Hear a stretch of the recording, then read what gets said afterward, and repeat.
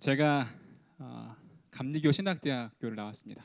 1887년에 생겨서 이제 올해 137년이 됐고, 그 당시에 남녀가 다닐 수 있는 학교였고요. 그리고 한국의 최초의 신학대학이고 연대 이대 다음으로 생긴 학교가 저희 학교였습니다. 가끔 저에게 왜 장로교나 성결교가 아니라 감리교를 선택해서 감리교를 갔냐 물어보시는 분들이 때로는 있어요. 그럼 제가 늘 한결같이 이야기합니다. 내가 자란 곳이 감리교회여서 감신대를 갔다라고 하는 것입니다. 그리고 나름 지금 대학원까지 공부를 하고 이제 감리교 목사가 되어서 다시 한번 그런 질문을 받는다고 해도 저는 여전히 이제 감리교를 선택할 것 같습니다. 왜냐하면 감리교의 창시자인 웨슬리와 또 그의 신학이 저의 마음을 사로잡았기 때문에 그렇습니다. 웨슬리의 삶을 보면 배울 게 정말 많이 있어요. 그중에 제 가치관을 흔들고 새롭게 한 신학이 있습니다. 웨슬리가 이런 이야기를 합니다. 하나님이 사람을 창조하실 때 자기 형상을 닮아 창조하셨잖아요. 그런데 아담이 죄를 지으면서 하나님의 형상이, 인간 안에 있는 하나님의 형상이 깨지게 됩니다. 그래서 아담이 지은 죄가 단순히 나중에 지옥 가게 된다라고 하는 정도가 아니라 우리 안에 있는 하나님을 닮은 그 형상이 깨어졌다라고 하는 것을 이야기합니다. 그래서 웨슬리는 좀 어려운 말로 우리 안에 있는 하나님의 형상 중에 도덕적인 형상, 정치적인 형상, 자연적인 형상이 어떤 것은 일부분, 어떤 것은 100% 깨어져 있다라고 이야기를 해요. 그럼 우리의 신앙의 목표가 무엇이 되어야 하냐면 우리 안에 깨어져 있는 하나님의 형상을 회복하는 것이어야 하는데, 어떻게 그것을 회복할 수 있을까 생각해 봤을 때 하나님이 처음 목적을 가지고 만드셨던 그 인간의 목적 그대로를 회복하는 것이 우리 안에 있는 하나님의 형상을 회복하는 거예요. 이해가 되시죠? 하나님이 처음 인간을 만드실 때 인간은 이래야 돼 생각하셨던 목적이 있는데 그것을 회복하는 것이 하나님의 형상을 회복하는 일이라고 하는 거예요.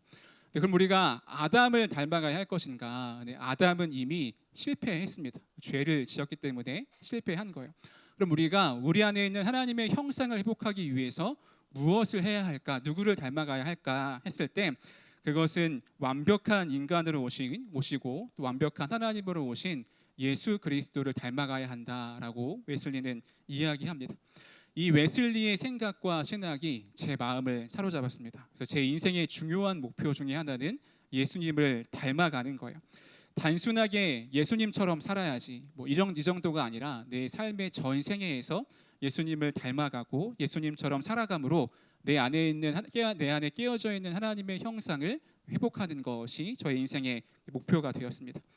이번에 설교 주제에 관해서 이제 어떤 설교 주제를 가지고 앞으로 나눌까 고민을 하다가 기도에 관한 것과 또 하나님의 형상을 회복하는 것을 고민하다가 이제 두 번째 하나님의 형상을 회복하는 것에 대해서 우리가 먼저 말씀을 나눠야겠다 생각이 들었어요. 특별히 이것을 우리가 이제 앞으로 시리즈를 통해서 성품과 관련되어 있는 것으로 함께 나눠보도록 하겠습니다. 예수님 안에 볼 수 있는 하나님의 성품을 우리가 어떻게 닮아갈 것인가.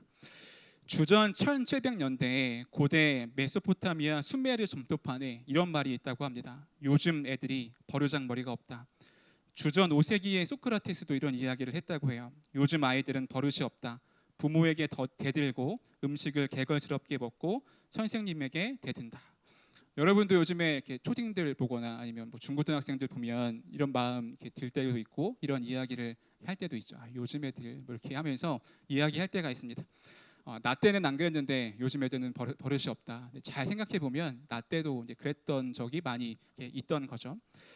시리즈를 시작하면서 우리 한 가지 정의하고 넘어갔으면 좋겠는 것은 성품이란 무엇인가라고 하는 것입니다. 성품은 영어로 캐릭터라고 하기도 하고요. 또 품성이라고 하는 말과 같이 쓰이기도 합니다. 둘 다 품성이나 성품이나 인간의 됨됨이, 성질과 품격을 말하는 단어예요. 그런데 이 성품을 다른 두 한자를 쓸 때가 있는데 첫 번째는 타고난 품성, 성품으로서의 성품을 쓸 때가 있고 또 하나는 습득된 것으로서의 성품을 할 때 그 한자를 다르게 사용합니다. 그러니까 타고난 성품은 우리가 부모님께 유전적으로 받은 성품이 있고 습득된 성품은 사회생활을 하면서 학교 생활을 하면서 우리가 배운 성품이 있다라고 하는 것입니다.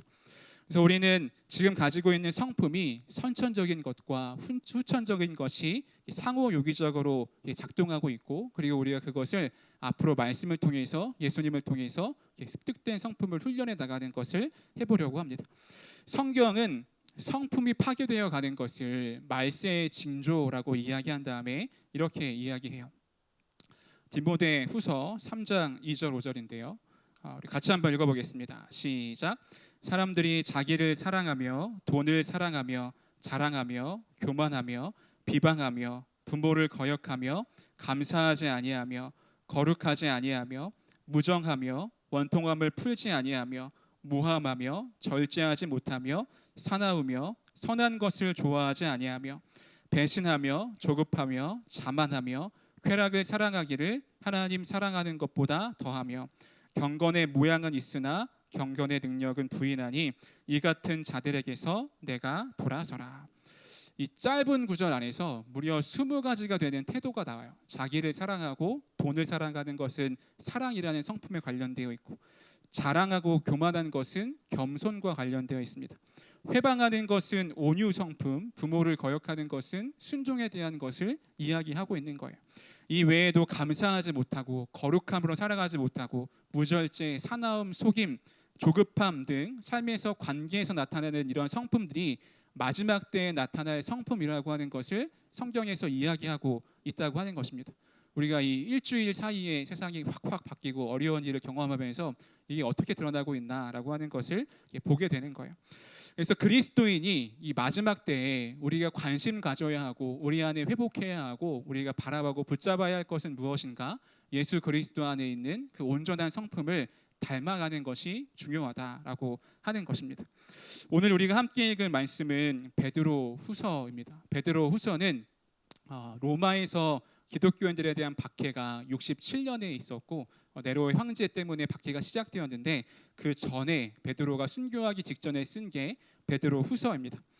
박해 시대에는 순교자들도 있지만 오히려 그 순교를 이용하고 적당히 믿어도 된다고 이야기하는 사람들도 있어요. 힘든 박해를 견디지 못하고 교회를 떠나는 신앙인들도 있었습니다. 그런데 남아 있으면서 적당히 예수 믿게 하는 사람들도 있었다고 하는 거예요. 이렇게 이야기하는 거죠. 야, 뭘 그렇게 유별나게 믿냐? 너만 예수 믿냐? 이렇게 이야기하는 거예요. 적당히 믿어도 된다. 로마 황제에게 주님이라고 부르거나 국가의 제사에 참여하는 것은 죄가 아니라 국가 예절 중에 하나다라고 이야기하고 그렇게 믿게 하는 거예요. 안 그래도 신앙에 대한 고민이 있어서 내가 끝까지 신앙을 지켜야 할까 이런 고민이 있는 사람에게 너 적당히 해도 돼 이렇게 이야기하는 것은 우리 마음을 이렇게 확 놓아버리게 만드는 거죠. 그래서 로마 황제도 주님이고 예수도 주님이고 하나님께도 예배하고 국가의 제의에도 참여하는 것, 그것이 아무렇지 않게 하게 한다는 것입니다. 그래서 성도가 아니게 되는 거예요. 성도는 거룩한 길을 걷는 사람들이라고 하는 의미가 있는데 애매하게 오묘하게 거룩한 길도 걸었다가 세상의 길도 걸었다가 하는 것이 그 당시의 사람들의 믿음과 유혹이었다고 하는 것입니다. 이런 상황 속에서 베드로는 참 성도가 어떠해야 하는가 이야기해요. 베드로후서 1장 1절인데 같이 읽어보겠습니다. 시작. 예수 그리스도의 종이며 사도인 시몬 베드로는 우리 하나님과 구주 예수 그리스도의 의를 힘입어 동일하게 보배로운 믿음을 우리와 함께 받은 자들에게 편지하노니. 여기 보면 그리스도인 성도는 어떤 사람인가에 대해서 이야기하고 있습니다. 어릴 때부터 종교 생활을 해오거나 교회에 빠지지 않는 사람들을 성도라고 하지 않고 베드로가 이야기하는 성도는 하나님으로부터 특별한 무언가를 받은 사람들이 성도라고 이야기하는데 1절에 보면 그것을 보배로운 믿음이라고 설명하고 있습니다. 예수 그리스도를 따르는 사람은 보배로운 믿음을 하나님께로부터 받았다라고 하는 거예요. 그래서 1절부터 3절까지를 쭉 보면 하나님 편에서는 주시다, 부르시다라고 하는 동사가 많이 나오고 성도 편에서는 받다, 알다, 힘입다라고 하는 동사가 등장합니다. 그러니까 우리가 믿음을 갖게 되는 것은 우리의 공로로, 우리의 열심으로 이루는 것이 아니라 하나님이 우리에게 주신 보배로운 선물이라고 하는 것이죠. 하나님이 주신 은혜에 반응하는 사람들이 받는 것이 믿음이라고 하는 거예요. 그리고 우리가 하나님을 아는 지식을 얻게 되는 것도 하나님이 주신 것이라고 이야기하는데 3절에 보면 이렇게 이야기합니다. 그의 신기한 능력으로 생명과 경건에 속한 모든 것을 우리에게 주셨으니 이는 자기의 영광과 덕으로서 우리를 부르신 이를 알므로 말미암음이라. 즉 우리는 하나님이 허락하신 만큼 하나님을 알 수 있게 된다. 그리고 믿음으로 반응하며 살아갈 수 있게 된다라고 이야기하고 있는 것입니다. 보배로운 믿음이 선물로서 우리에게 주어진 거예요. 여러분, 선물을 받으면 어떻게 해야 될까요? 포장을 잘 뜯어서 선물을 준 용도에 맞게 잘 사용하고 누리면 됩니다. 아이가 태어나면 부모는 아이에게 필요한 모든 것을 다 해주려고 합니다. 그러면 부모의 마음에 아이에게 무언가를 해주면서 얘가 나중에 잘 커가지고 나에게 이런 걸로 갚아주겠지, 이런 마음으로 아이에게 베풀어주는 부모는 없습니다. 오히려 아이에게 준 것을 잘 누리고 살기를 원하는 게 부모의 마음인 거예요. 마찬가지로 우리가 하나님으로부터 받았다, 믿음으로 받았다라고 하는 것은 그것을 잘 누리고 또 하나님께 감사하고 사랑을 베풀어 주신 그 은혜를 표현하며 사는 것이 그리스도인의 삶이어야 한다라고 하는 것입니다. 제가 대학생 때 사랑을 많이 받은 공동체가 있습니다. 제가 이제 풍삼기를 하면 많이 나누기도 했었는데 사랑을 많이 받은 공동체가 있어요. 제가 선배들한테 막 하지는 않는데 그렇게 친절한 후배는 아니었습니다. 약간 이렇게 반응도 차갑기도 하고 선배를 등을 이렇게 토닥거려 주기도 하고, 그래서 어느 날 동기가 선배한테 등을 토닥여 주냐 이렇게 이야기해서 내가 잘못한 거구나 이렇게 생각이 들기도 했어요. 근데 그런 저에게 막 뭐라고 하거나 혼내지 않고 끝까지 사랑으로 품어준 선배들이 있습니다.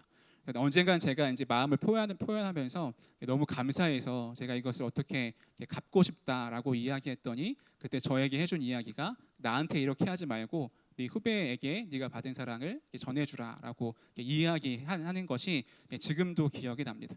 즉 우리가 하나님으로부터 보배로운 믿음을 선물로 받았습니다. 우리가 해야 할 것은 받은 것을 충분히 누리면서 감사하고 하나님을 본받는 삶을 살아야 하는 거예요. 하나님이 우리를 부르시고 보배로운 믿음을 주시며 이 땅에 그리스도인으로 살게 하신 목적 중에 하나는 우리가 하나님의 성품을 회복하면서 하나님의 형상을 회복하는 것에 있다는 것입니다. 이어지는 말씀에 보면 베드로는 하나님이 우리에게 궁극적인 믿음을 주신, 보배로운 믿음을 주신 궁극적인 이유가 무엇인지에 대해서 이야기하는데 우리 1장 4절 같이 한번 읽어보겠습니다. 시작.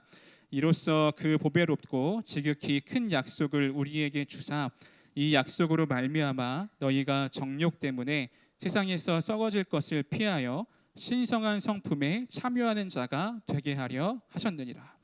여기 보면 대조되는 게 있습니다. 정욕 때문에 썩어질 것을 따르는 사람이 있고요, 신성한 성품에 참여하는 자가 되는 사람이 있다고 이야기해요. 이 둘은 대척점에 있어요. 적당히 신성한 성품에 참여했다가 정욕에 썩어질 것에 참여했다가 할 수가 없는 것입니다. 그래서 성도는 어떤 사람이어야 하나요? 거룩하지 않은 세상에서 거룩함을 지키며 신성한 성품을 닮아가는 것이 성도여야 된다고 하는 것입니다. 여기서 신성한 성품이라고 번역된 부분을 옛날 성경으로 보면 신의 성품이라고 되어 있습니다. 이 부분이 번역이 더 정확한 것 같아요. 왜냐하면 이 신성함이라고 하는 말에는 모호함이 있습니다. 근데 신의 성품이라고 한다면 우리가 하나님의 성품을 이야기하는 거죠. 그런데 어떤 문제가 우리에게 있나요? 그리스도인은 다 신성한 성품, 신의 성품에 참여하는 자가 되어 살아가야 하는데 꼭 그렇게 신의 성품을 담지 않은 사람들도 있더라는 것입니다. 오히려 교회에 더 문제가 많은 것 같고 유명한 종교 지도자들, 목사님들이 때로는 실패하고 또 실망스러운 소식을 전하기도 합니다. 그리고 더 큰 문제는 내 안에 있는 부끄러운 모습을 보지 못한다는 데 있습니다. 남을 판단하고 재단하는 것은 빠르게 하지만 내 속에 있는 들보는 보지 못하는 게 우리의 연약함이라고 하는 거예요. 나는 다 정당하고 다른 사람이 이런 문제가 있다, 그것 때문에 내가 이런 마음을 느낀다라고 생각하기 때문에 우리가 신의 성품에 참여하지 못하는 것이죠. 왜 이런 일이 일어날까요? 보배로운 믿음을 주신 하나님의 실수나 잘못일까요? 그렇지는 않을 것입니다. 우리가 살아가고 있는 지금이 완벽한 하나님 나라가 이루어지지 않은 것이기 때문에 그래요. 제가 한동안 그 때에 대해서 굉장히 많이 설교한 때가 있었습니다. 예수님이 재림과 초림 사이에 우리는 깨어진 세상에서 종말을 향해 살아간다라고 이야기하고 있어요. 하나님 나라가 이미 시작되었지만 아직 완성되어 있지 않기 때문에 세상은 여전히 깨어 있고, 우리가 이 깨어진 세상 속에서 하나님 나라를 살아가려고 하니까 때로는 갈등도 겪고 어려움도 겪고 또 성도들을 무너뜨리려고 하는 악한 권세에 넘어지기도 한다고 하는 것입니다. 그런데 하나님은 이런 시대 속에서도 우리를 하나님의 성품에, 신의 성품을 닮아가라고, 참여하라고 초대하고 있는 것이에요. 우리가 오늘 말씀을 보면서 오늘은 좀 개괄적인 이야기를 하는 건데, 제일 먼저 생각해 보면 좋겠는 것은, 나는 신의 성품에 참여하는 자로 살고 싶은가, 이러한 갈망이 나에게 있는가를 점검해 봤으면 좋겠습니다. 제 안에 늘 드는 유혹이 있어요. 내가 그리스도인이라고 하는 것을 존재로서가 아니라 어떤 행동으로서 증명하려고 하는 거예요. 가령 오늘 큐티를 했나, 기도를 했나, 말씀을 읽고 예배를 드렸나, 이런 것들로 나의 믿음을 증명하고 싶은 유혹이 많이 들 때가 있다는 것입니다. 물론 이런 것들이 내 신앙의 좋고 나쁨의 척도가 될 수는 있지만, 그것을 했나 안 했나가 내가 그리스도인인가 아닌가에 정확하게 증명해 주지 못한다고 하는 것입니다. 근데 우리가 기억해야 할 것은, 내가 내 삶을 점검하면서 나는 얼마나 오늘 하나님을 닮았는가, 이런 질문이 우리 안에 있는가라고 하는 거죠. 내가 신의 성품에 참여하고 있는가, 그것으로 나의 존재를 증명하려고 하고 있는가라고 하는 것입니다. 내가 오늘도 큐티를 했으니까, 오늘도 기도를 했으니까, 오늘도 말씀을 읽었으니까 끝이 아니라, 내가 오늘 하루의 삶 속에서 얼마나 신의 성품에 참여하고 하나님의 형상을 회복하는가라고 하는 질문이 있어야 된다라고 하는 거예요. 베드로 후서 1장 5절 7절에서 이런 신의 성품에 참여하는 것, 하나님의 성품에 대해서 이렇게 이야기하는데, 우리 같이 읽어보겠습니다. 시작. 그러므로 너희가 더욱 힘써 너희 믿음의 덕의 지식을, 지식의 절제를, 절제의 인내를, 인내의 경건을, 경건의 형제 우애를, 형제 우애의 사랑을 더하라. 베드로는 8가지 예를 듭니다. 믿음, 덕, 지식, 절제, 인내, 경건, 형제 우애, 사랑. 말씀을 준비하면서 우리가 이런 걸로 내 신앙을 점검해 보면 어떨까라는 생각이 들었습니다. 나는 얼마나 오늘 믿음을 사용해서 삶을 살아왔는가, 얼마나 덕을 상대방에게 베풀었는가, 얼마나 절제하고 인내하며 살았는지, 얼마나 형제의 우애를 행하고 사랑하며 살았는지, 이러한 점검이 우리 안에 있는 게 참 필요하겠다 생각이 들었어요. 여러분, 이게 우리의 삶이어야 하고요, 말세를 살아가는 그리스도인의 모습이어야 합니다. 사도 바울은 성품에 대해서 이렇게 이야기했어요. 우리가 잘 알고 있는 말씀인데 같이 한번 읽어보겠습니다. 시작. 오직 성령의 열매는 사랑과 희락과 화평과 오래 참음과 자비와 양선과 충성과 온유와 절제니 이 같은 것을 금지할 법이 없느니라. 아멘. 네, 너무 유명한 구절이죠. 우리가 뭐 수련회 가서 급식 요절 이런 거 외울 때 제일 많이 나오는 구절 중에 하나입니다. 그런데 우리가 이 말씀을 보면서 주문처럼 외워야 될 말씀이 아니라 우리 안에 실제로 나타나야 할 모습이어야 한다는 것입니다. 하나님을 닮아가야 하는 모습으로 성경은 베드로후서에서는 8가지, 갈라디아서에서는 9가지를 우리에게 말씀하고 있어요. 그래서 우리가 앞으로는 한 가지 한 가지를 더 자세하게 나눠 말씀을 통해 나눠보려고 합니다. 그러면 구체적으로 우리가 왜 신의 성품에 참여하는 자가 되어야 할까? 오늘 성경은 그 실제적인 유익을 이야기하고 있어요.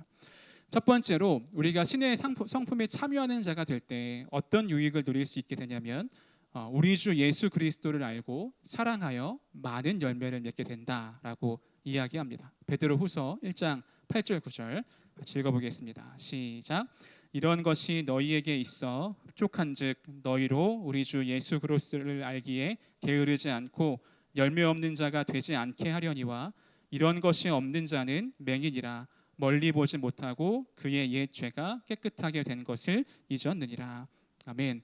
우리가 방금 읽었던 거에 8가지의 덕목이 나왔는데, 이런 것이 없는 자는 맹인이라라고 이야기하고 있습니다. 맹인은 어떻게 되나요? 멀리 보지 못하고 그의 죄가 깨끗하게 된 것을 알지 못한다라고 하는 것입니다.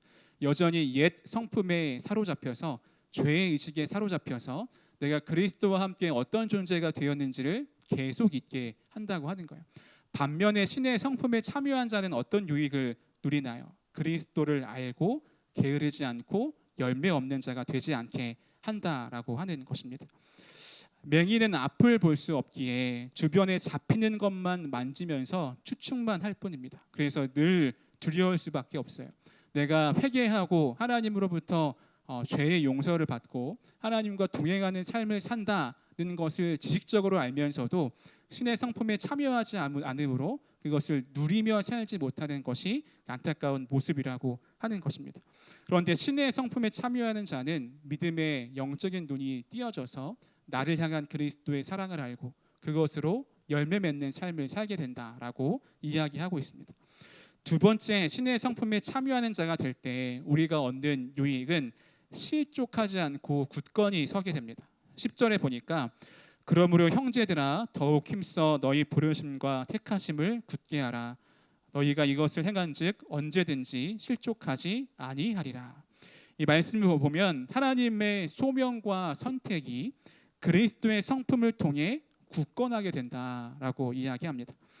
많은 사람들이 가지고 있는 갈망 중에 내가 좀 잘 안 흔들렸으면 좋겠다는 마음이 들 때가 있습니다. 뭐 관계 때문에 상처를 받거나 세상에서 하고자 하는 일이 잘 안 될 때가 있는데 그때마다 내가 막 이리저리 흔들리거나 내 마음이 갈대처럼 흔들리지 않고 좀 굳건했으면 좋겠다, 이런 갈망들이 우리 안에 있어요. 그런데 신의 성품에 참여하는 자가 되면 자신을 그렇게 다듬어 가게 된다라고 성경이 약속하고 있습니다. 그래서 실족하지 않고 굳건하게 설 수 있다라고 하는 것이죠.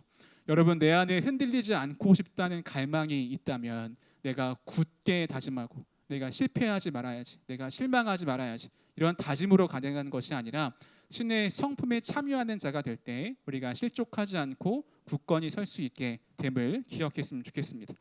마지막 세 번째는 신의 성품에 참여하는 자가 될 때 누리는 유익은 하나님 나라에 넉넉히 들어가게 된다라고 하는 것입니다. 11절에 보면 이같이 하면 우리 주 곧 구주 예수 그리스도의 영원한 나라에 들어감을 넉넉히 너희에게 주시리라. 네, 넉넉히 너희에게 주시리라라고 이야기합니다. 그럼 반대도 생각해 볼 수 있죠. 넉넉하지 않은 것도 있나? 이런 생각이 들 수가 있습니다. 고린도전서 3장 15절, 여러분 좀 낯선 말씀일 텐데 누구든지 그 공적이 불타면 해를 받으리니 그러나 자신은 구원을 받되 불 가운데서 받은 것 같으리라. 구원을 어찌어찌 받았는데 불 가운데에서 받는 것과 같이 구원을 받는 사람이 있고 넉넉하게 하나님 나라에 들어가는 사람이 있다고 성경에서 이야기하고 있습니다. 이것은 하나님의 은혜를 받고도 아둥바둥 살아가는 사람도를 의미하기도 합니다. 하나님의 은혜를 받아서 이 땅을 넉넉하고 풍성하게 살아가야 하는 것이 그리스도인의 삶이어야 하는데 내 힘으로 내 능력으로 살아가려고 애쓰니까 지금 내 삶도 아둥바둥 살아가기에 힘든 거예요. 그런데 우리가 예수 그리스도를 닮아갈 때 넉넉하게 하나님 나라에 들어갈 수 있다, 넉넉하고 풍성한 삶을 살아갈 수 있다라고 하는 것을 이야기합니다. 정욕 때문에 세상에 썩어질 세상에 있다면 누리지 못할 넉넉함과 풍성함이 그리스도 예수 안에 있을 때 우리가 하나님 나라에 들어갈 때도 지금 이 땅을 살아가면서도 누릴 수 있게 된다라고 하는 것이죠. 그래서 우리가 신의 성품에 참여하는 자가 될 때 이러한 유익을 누릴 수 있다라고 성경이 이야기하고 있습니다. 그래서 바라기는 우리 모두가 다 이 말씀 계속되는 시리즈를 통해서 하나하나 예수 그리스도의 성품을 배워가고 닮아갈 수 있기를 소망합니다.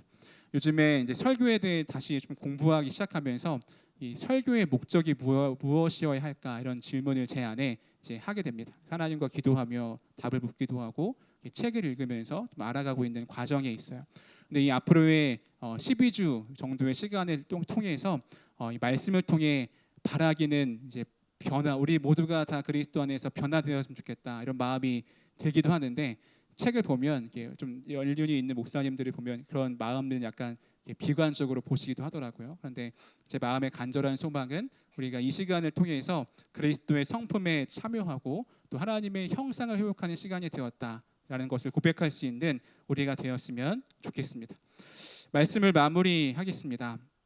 우리가 참 어려운 세상을 살아가고 있는 것 같습니다. 50년 전에 끝난 줄 알았던 일, 8년 전에 끝날 줄 알았던 일이 다시 참혹하게 되풀이되고 있습니다. 그런데 어둠이 깊을수록 빛은 더욱 밝게 빛나게 되죠. 빛이 밝을 때는 누가 어떤 빛을 가지고 있나 모르다가 어둠 속에 있을 때 이게 빛이었구나, 이게 빛이구나라고 하는 것을 알게 됩니다. 우리가 신의 성품에 참여함을 통해서 어둠이 가득한 세상 속에 빛을 발하는 우리 모두가 되었으면 좋겠습니다. 우리가 이 어두운 세상 속에서 빛을 발함으로 믿음으로 사는 사람이 어떤 사람인가, 신의 성품에 참여하는 자가 어떤 유익을 누리며 살아가는가, 그것을 경험하고 또 그렇게 믿음으로 살아갈 수 있는 우리 모두가 되기를 주님의 이름으로 축복합니다.